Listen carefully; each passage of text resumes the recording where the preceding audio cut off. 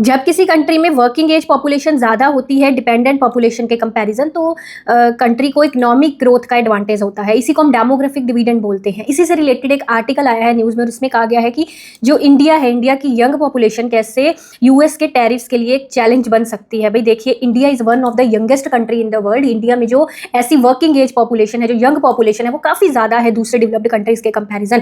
तो ये आर्टिकल के बारे में पढ़ते हैं।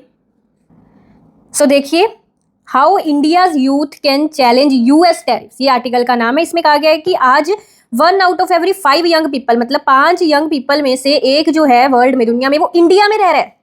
ठीक है, एट ए टाइम कहते हैं यूथ पॉपुलेशन जो है वो दूसरे हाई इनकम कंट्रीज में डिक्लाइन हो रही है। ठीक है, चाइना में भी डिक्लाइन हो रही है, पर वहीं इंडिया का ये जो लार्जेस्ट यूथ पॉपुलेशन है, ये इसकी एक बिगेस्ट स्ट्रेंथ है, एक बड़ी स्ट्रेंथ है।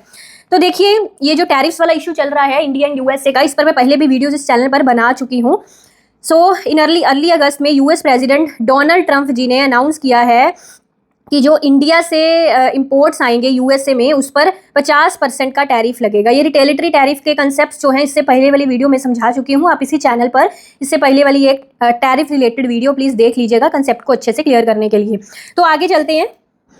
तो सबसे पहले ना हम डेमोग्राफिक डिविडेंड का मतलब समझ लेते हैं। देखिए, डेमोग्राफिक डिविडेंड का ये कंसेप्ट जो था, ये डेविड ई ब्लूम के द्वारा पॉपुलराइज हुआ था। उन्होंने कहा था कि इकोनॉमिक ग्रोथ का एडवांटेज जो एक कंट्री को मिले जब उसकी वर्किंग एज पॉपुलेशन ज्यादा हो डिपेंडेंट पॉपुलेशन के कंपैरिजन में। ठीक है, वर्किंग एज पॉपुलेशन क्या है, जो 15 to 64 ईयर्स की पॉपुलेशन है, जो काम कर सकती है, कमाई कर सकती है, और डिपेंडेंट पॉपुलेशन जो चिल्ड्रन हो गए या एल्डरली हो गए, है ना, जो कमाते नहीं है और वर्किंग एज पॉपुलेशन पर डिपेंड करते हैं ये अपने लाइवलीहुड के लिए, इनको हम डिपेंडेंट पॉपुलेशन बोलते हैं।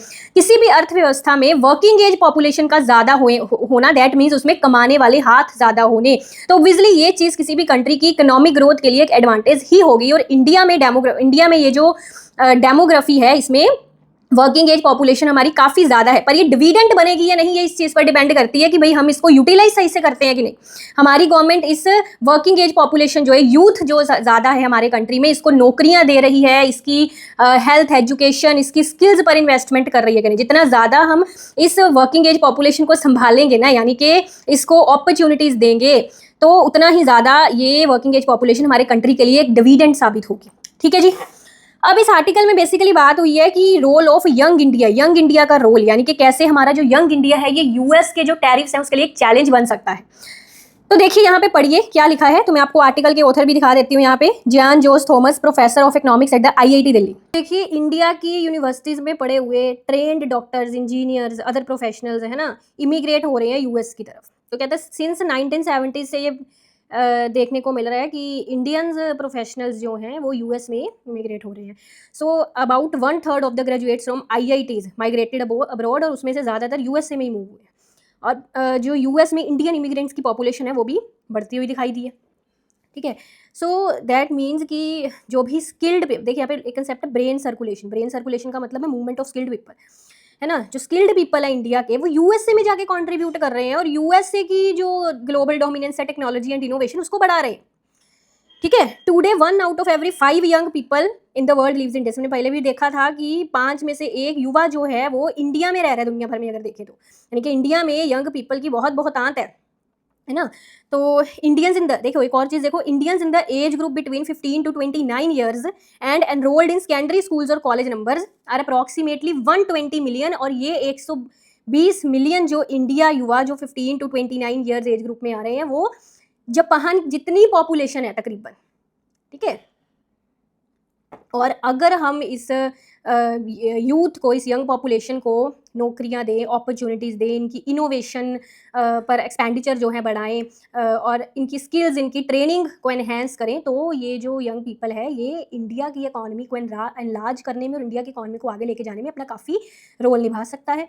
तो जो यूएस एडमिनिस्ट्रेशन है, भाई यहाँ पे ये कि यूएस एडमिनिस्ट्रेशन ये ना देखे सिर्फ कि इंडिया का यूएसए के ट्रेड में स्मॉल शेयर है, ये देखे कि जो इंडिया है इसमें यूथ बहुत ज़्यादा है, यंग पीपल बहुत ज़्यादा है। और अगर यूएस जो है वीज़ा एंड जॉब रेस्ट्रिक्शंस लगा देता है इंडियंस के यूएस आने पर, है ना, तो इससे यूएस अपने लिए ही एक खतरा साबित कर रहा है, अपने लिए ही एक लॉस जो है वो साबित कर रहा है, अगर वो इंडियंस पर रेस्ट्रिक्शन लगा रहा है उनके वीज़ा एंड जॉब पर।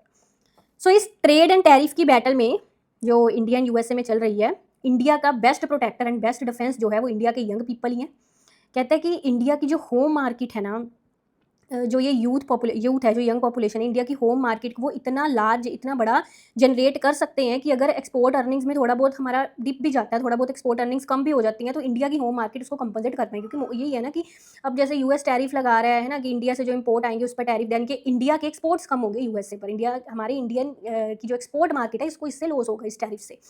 तो वो कह रहे हैं कि भाई जो होम मार्केट जनरेट करेगा ये यूथ, वो इतना बड़ा होगा कि ये जो एक्सपोर्ट अर्निंग्स में थोड़ी बहुत कमी भी उससे कंपनसेट हो सके।